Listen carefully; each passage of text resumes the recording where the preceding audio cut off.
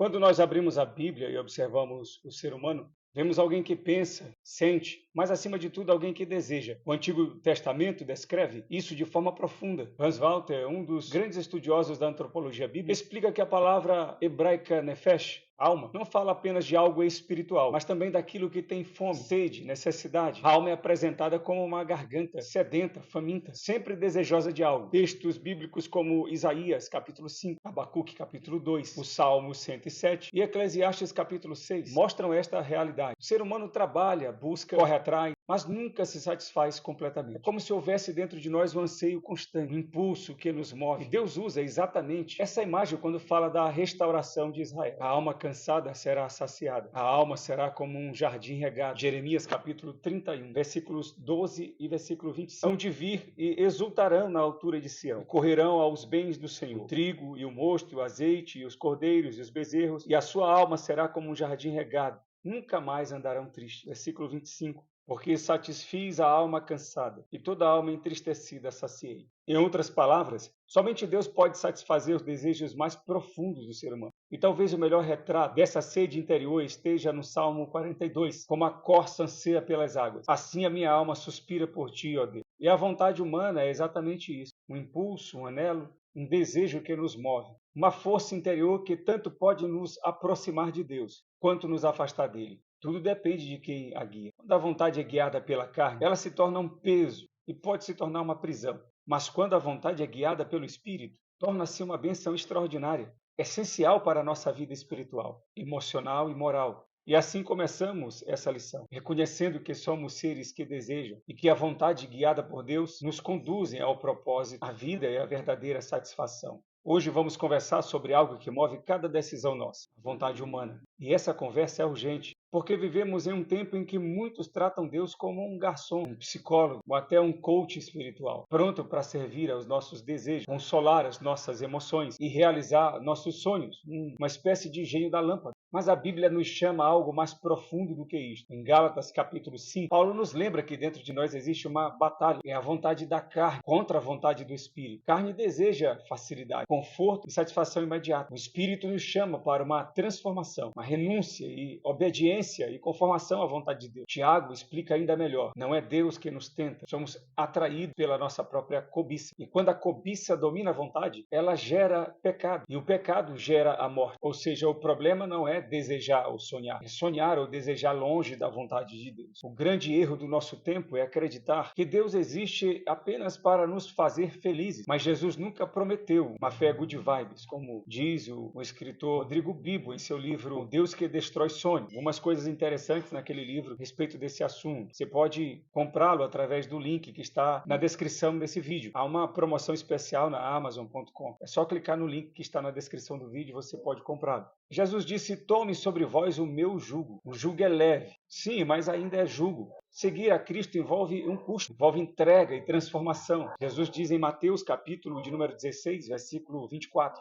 Se alguém quer vir após mim, renuncie-se a si mesmo, tome a sua cruz e siga-me. E por isso, segundo o autor do livro citado agora há pouco, precisamos recuperar a teologia da peregrinação. Nós estamos aqui de passagem, somos peregrinos e somos forasteiros, aqui não é a nossa terra. Mas estamos aqui para fazer a vontade de Deus, para a glória de Deus. Nós não estamos aqui para que os nossos desejos e vontades sejam cumpridos, mas para que a vontade de Deus seja feita através de nós. E muitas vezes isso significa destruir sonhos pessoais, vontades particulares, não por crueldade, mas porque os nossos sonhos são pequenos, terrenos e centrados em nós, enquanto os de Deus são eternos, santos e centrados no seu reino. O problema da teologia da prosperidade, respeito às vontades humanas, seja financeira ou emocional, que ela reduz Deus a um gênio da lâmpada, alguém que só existe para realizar desejos e pedidos. Mas o Deus da Bíblia não é assim. Ele nos chama para amadurecer, para renunciar, para obedecer, porque só assim a nossa vontade se alinha com a dele. Como que diz em Isaías 55, versículo 8.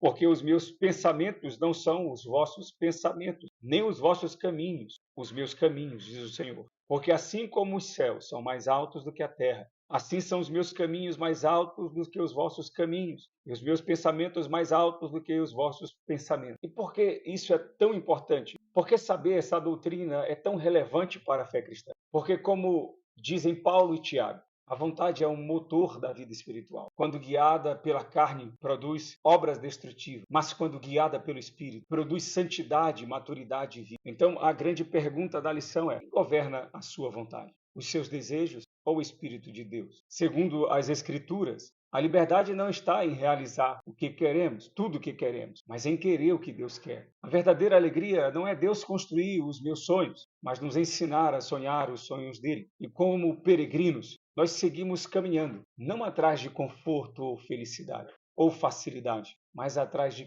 tomando a nossa cruz, renunciando a nós mesmos, seguindo os seus ensinamentos, tomando sobre nós o seu jugo. O tema da lição de hoje é vontade, o que move o ser humano. A lição está baseada em Gálatas, capítulo 5, versículos 16 a 21. Tiago, capítulo 1, versículos 14 e 15, e Tiago, capítulo 4, versículo 13 a 17. Hoje, nesta lição da Escola Bíblica Dominical, vamos continuar refletindo sobre algo que move cada passo da nossa vontade humana. A Bíblia nos mostra que vontade não é apenas o poder de escolher, mas uma faculdade dada por Deus, inerente à alma humana, capaz de conduzir a nossa história para a maturidade espiritual ou para o fracasso moral. E é por isso que a palavra de Deus nos alerta que existe dentro de nós um conflito, um combate constante. De um lado a carne, do outro o espírito. Paulo declara em Gálatas 5:16: andai em espírito e não cumprireis a concupiscência da carne. Isso significa que as nossas escolhas não são neutras. Elas revelam quem está governando o nosso interior. Como já refletimos sobre as declarações de Tiago, a tentação não nasce fora, ela nasce dentro de nós, quando a cobiça seduz a vontade. E quando essa vontade é alimentada longe de Deus, ela gera o pecado. E o pecado, quando amadurece, gera a morte. Nessa introdução da lição, aprendemos que pensar, sentir, desejar e agir não são caminhos separados. Eles formam um mesmo movimento da alma. E a vontade é o ponto decisivo onde tudo converge. Mas precisamos compreender que uma coisa é desejar e a outra é praticar. Paulo, aos Filipenses, capítulo 2 e versículo 13, Paulo diz que Deus é quem efetua em nós tanto querer como o efetuar. Há uma diferença entre as duas coisas. Aos Efésios, no capítulo 4 e versículo 26, Paulo diz: irai-vos, mas não pequeis. Ele desassocia desejo e vontade. Na tentação no deserto, em Mateus 4, Jesus teve fome, mas decidiu não comer. A vontade é um condutor dos pensamentos, sentimentos e da prática. É também preciso dizer que nem sempre agimos ou somos movidos por desejos. Por exemplo, há momentos em que não há necessidade ou desejo de comer. Por necessidades o fazemos, por orientação médica, mas o desejo ainda é um impulsor, uma motivação para a ação humana. E foi a estratégia do diabo fazer com que a mulher, a primeira mulher, desejasse comer do fruto que Deus havia alertado que não comessem. Era como se ele houvesse dito: no dia em que dele comerem, vocês serão independentes. Aí entra a questão do livre-arbítrio, que é necessário para o homem governar e também governar-se. Mas isso não deve ser confundido com independência de Deus. Não seria correto eu deixar que tudo mais alimente a minha consciência e o meu conhecimento e excluir Deus desse processo. Se a nossa vontade é guiada por Deus, ela se torna uma bênção extraordinária, capaz de produzir frutos espirituais, escolhas sábias e uma vida fortalecida pelo Senhor. Mas quando ela segue sozinha, ela se torna uma presa fácil da tentação, da autossuficiência e da independência do pecado. O primeiro tópico da lição, vontade, motivação e ação, o pastor Sila Queiroz, autor da lição, conceitua a vontade como a capacidade de desejar, de querer, de almejar, de escolher e agir. E também diz que pode ser entendida como motivação. Mas ele cita também que neste conceito amplo, a manifestação da vontade, mesmo quando o que fazemos não era originalmente nossa vontade, mas é de outra, e se a ela nós aderirmos voluntariamente. Ele cita o Salmo 143, versículo 10, e o salmista diz: ensina-me a fazer a tua vontade. Ele traz a conversão por meio do arrependimento como um exemplo dessa mudança de vontade. Ele diz que todo cristão verdadeiro é alguém que, impulsionado pela graça de Deus, renunciou sua própria vontade para fazer a de Deus. E é assim que funciona o livre-arbítrio, como citamos agora há pouco. Romanos capítulo 12, versículo 1, Paulo diz: rogo-vos, pois, irmãos, pela compaixão de Deus, que apresenteis o vosso corpo em sacrifício vivo, santo e agradável a Deus, que é o vosso culto racional. Paulo coloca como motivação o sacrifício de Cristo, para renunciarmos a nós mesmos e apresentarmos a nossa vida em conformidade com a vontade de Deus. O texto diz: e não vos conformeis com este mundo, mas transformai-vos pela renovação do vosso entendimento, para que experimenteis qual seja a agradável e perfeita, a boa, agradável e perfeita vontade de Deus. Paulo deixa claro aqui que a vontade ela pode ser orientada de duas formas aqui nesse texto. Pode ser orientada pelo mundo, pela cultura e o sistema mundano, que é contrário a Deus, ou pode ser orientada pelo próprio Deus e a sua palavra. Conversão, como o autor cita, por exemplo, é uma mudança profunda na direção da vontade humana. É quando, pelo arrependimento, nós deixamos de seguir nossos próprios caminhos. Em seguida, a lição nos ajuda a enxergar o processo que nos leva da ideia à prática, do pensamento à ação, que é o segundo subtópico. E ele cita o exemplo de Eva. E conforme Paulo diz a Timóteo, na sua primeira carta, capítulo 2, versículo 14, que em conversa com a serpente, a mulher refletiu sobre o significado do fruto da árvore, da ciência do bem e do mal, até ser enganada, ao acreditar na falsa elevação que ela obteria. Sereis como Deus, Gênesis 3, 5. Certamente ela sentiu alguma emoção, aí o próximo passo foi o desejo, que gerou uma ação, a ação de tomar o fruto e comer, Gênesis 3, 6. De fato, nós podemos pensar em algo de forma neutra, mas quando esse pensamento desperta emoção, logo daí surge um desejo. E aí o desejo nos conduz a uma ação. Eva refletiu, sentiu, desejou e por fim estendeu a mão, tocou o fruto e comeu. Pensamento, emoção, desejo e ação se alinharam rumo ao erro e ao engano. E aqui o autor da lição nos leva a um ponto crucial, a fraqueza humana, a fraqueza da vontade humana. Aí ele cita o exemplo de Adão, que não foi enganado. E mesmo consciente do que Deus havia dito, Adão decidiu comer do fruto, sem que o seu entendimento houvesse sido alterado. Quantas vezes não fazemos o mesmo, sabendo o que é certo, conhecendo as consequências, mas mesmo assim ainda cedemos. E isso acontece porque a vontade humana, sem a direção do Espírito, enfraquece diante do desejo. Depois da queda, a vontade ficou contaminada e inclinada para o mal. E só a graça de Deus nos liberta e libera a vontade humana para fazer a vontade de Deus. E a vontade de Deus é renunciar-se a si mesmo. Como disse Maria: eis aqui a serva do Senhor, cumpra-se em mim segundo a tua palavra.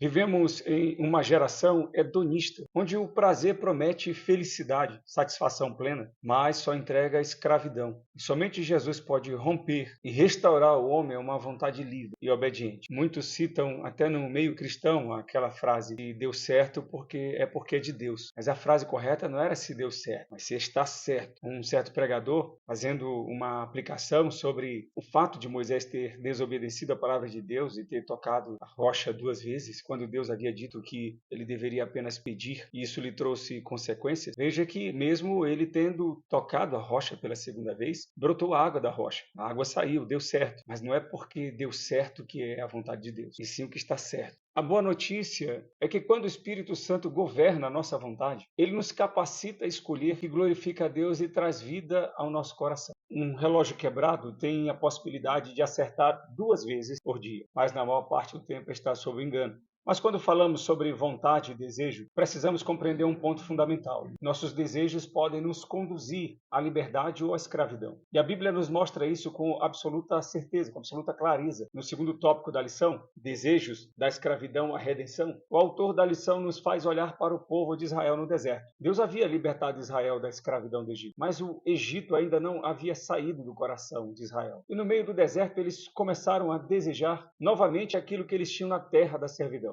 O salmista diz que eles se deixaram levar pela cobiça e Deus até lhes deu o que eles pediram, mas a alma deles definhou. É impressionante. Deus abriu o mar, sustentou o povo, os protegeu, os conduziu, mas eles preferiram ouvir a voz dos seus desejos e isso lhes trouxe a morte, perda e o afastamento. Paulo em 1 Coríntios, capítulo 10, diz que esse relato especificamente do deserto é um alerta para nós, para que não caiamos no mesmo erro. Não permitir que os desejos desordenados governem nossa vida. O autor da lição traz a expressão O culto aos desejos lhes trouxe terríveis consequências, perecimento e morte. Depois a lição nos leva ao tempo da igreja, o nosso tempo, onde o drama dos desejos continua, mas agora com uma grande diferença. Cristo venceu o pecado, e quem está em Cristo pode também vencer. Mas mesmo assim, enquanto estivermos neste corpo, existe uma batalha contínua dentro de nós. Paulo explica essa guerra em Gálatas capítulo 5. Carne deseja uma direção e o Espírito nos chama a outra direção. E os dois se opõem entre si todos os dias. E a cada momento, cada cristão precisa decidir. Eu vou ouvir a minha velha natureza ou vou seguir a direção do Espírito? A carne sempre promete prazer imediato, resposta rápida, conforto e facilidade. O Espírito produz vida, paz e comunhão com Deus. Mas aqui é que está a boa nova. O homem redimido pode escolher o caminho certo. Quem nasceu de novo tem uma nova natureza. Como Paulo diz, é nova criatura, inclinada às coisas espirituais. Nós ainda sentimos o impulso da velha natureza. Isso é uma realidade. Mas não somos mais escravos dela. Pelo poder do Espírito, nós podemos dizer não à carne e sim a Deus. Paulo nos conclama esse processo diário, não uma decisão única, mas uma caminhada constante. Diante dos desejos da carne e da vontade do Espírito, o homem redimido inclina-se para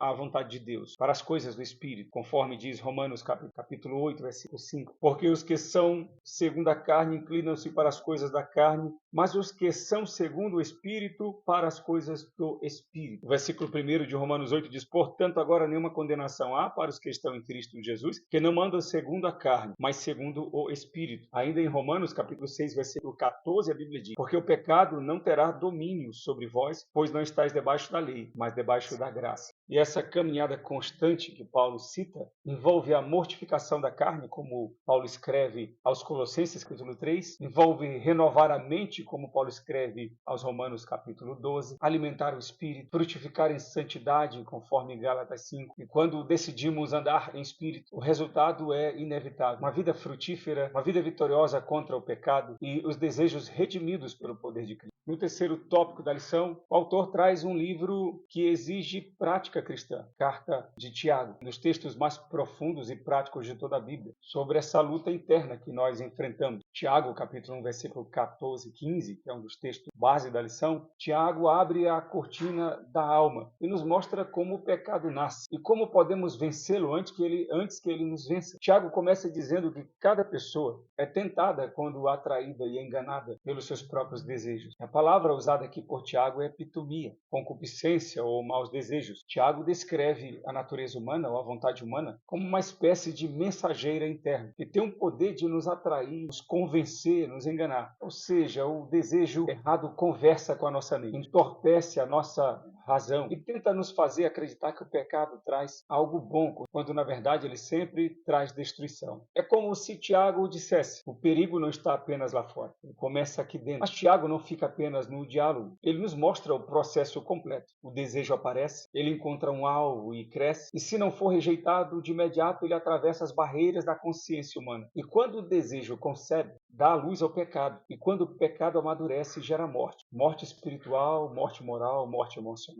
E essa é a sequência fatal, que nós precisamos aprender a interromper pelo Espírito e pela Palavra de Deus. Assim como nós aprendemos na lição 7, que devemos interromper os maus pensamentos, Tiago nos mostra que também devemos interromper os maus desejos, enquanto eles ainda são sementes, antes que se tornem frutos amargos. Por isso que Tiago 5:22, Tiago diz: afastem-se de toda forma de mal. Eles têm um poder de nos atrair, nos arrastar, e o mau desejo tem poder de afetar a nossa razão. Eles nos arrastam para longe da vontade de Deus. É por isso que Jesus nos alerta em Mateus, capítulo 26, versículo 41, vigiai e orai para que não entreis em tentação. E ele mesmo nos ensinou a orar em Mateus capítulo 6, versículo 13, quando disse: livra-nos do mal. Ou seja, Deus nos guarda, mas nós precisamos também vigiar. Não basta apenas pedir livramento. É preciso rejeitar aquilo que tenta nos seduzir, nos afastar para longe de Deus. Mesmo aquele apelo silencioso da alma. A mensagem de Tiago é simples e clara, mas também é profunda e urgente. O pecado não começa na mão, não começa nos membros, ele começa no coração. Como Jesus disse em Mateus capítulo 15, a partir do versículo 17, ele diz: ainda não compreendeis que tudo o que entra pela boca desce para o ventre e é lançado fora, mas o que sai da boca procede do coração, e isso contamina o homem. Porque do coração procedem os maus pensamentos, morte, mortes, adultérios, prostituição, furtos, falsos testemunhos e blasfêmias. E são estas coisas que contaminam o homem, mas comer sem lavar as mãos, isto não contamina o homem. E quem deseja viver em vitória precisa vigiar desde o primeiro sinal. Ao chegar ao final desta lição, aprendemos que a vontade humana não é um inimigo a ser destruído, mas uma dádiva de Deus que precisa ser direcionada. É a vontade que carregamos dentro de nós. É verdade que carregamos dentro de nós uma inclinação pecaminosa, desejos que podem nos conduzir ao erro, como Tiago nos alertou em sua carta. Mas isso não significa que todo desejo é mau. A Bíblia nos mostra que a vontade é uma faculdade essencial da vida, algo que Deus plantou em nós para nos ajudar, nos impulsionar e nos despertar para as tarefas do dia a dia. Quando a vontade é guiada pelo Espírito Santo, ela deixa de ser uma força desordenada e se torna uma bênção, capaz de produzir ânimo, entusiasmo e propósito. O salmista, no Salmo 92, versículos de 12 a 14, celebra a vitalidade espiritual, dizendo: o justo floresce como a palmeira. Na conclusão da lição, o autor coloca Joel capítulo 2, versículo 28, a profecia de Joel sobre os jovens, idosos renovados pelo Espírito. E Tiago nos lembra de confiarmos nos planos de Deus, dizendo em Tiago 4,15, se o Senhor quiser, sobre todas as coisas que iremos fazer ou todos os nossos planos. Nossos desejos só ganham a direção quando nós entregamos a nossa vontade a Deus e quando Ele guia a nossa vontade. Até as pequenas decisões do dia a dia se tornam grandes oportunidades para glorificá-lo. Que o Senhor renove em nós uma vontade saudável, ativa e cheia dos seus propósitos, para que cada amanhecer seja vivido com uma motivação divina. Que cada escolha, da menor a maior, seja feita debaixo da vontade do Pai. Se essa lição foi relevante para você, compartilhe com alguém que você conhece, para que possamos continuar propagando a palavra de Deus e crescendo espiritualmente. Curta essa mensagem, compartilhe. E se você concorda com o conteúdo, deixe um comentário, dê a sua opinião a respeito de algum ponto desta lição. Tenha uma boa aula e que Deus abençoe.